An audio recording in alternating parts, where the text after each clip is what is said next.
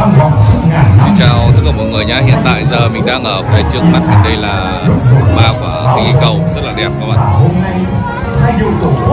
Đây là phố đi bộ, đây là phố đi bộ của Núi Vinh các bạn nhé.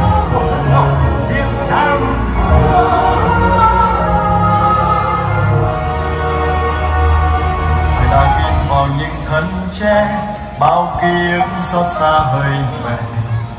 Hôm nay thì không khí không vui bằng hôm qua bạn ơi, hôm qua đông lắm. Hôm nay thì vắng người hơn. Mặc dù hôm nay cũng đông nhưng mà không đông bằng hôm qua bạn, hôm qua đông lắm.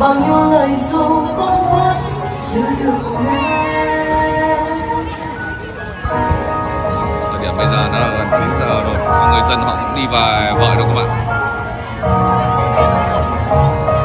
Đây mình quay một chút rồi mình đi về được các bạn ơi.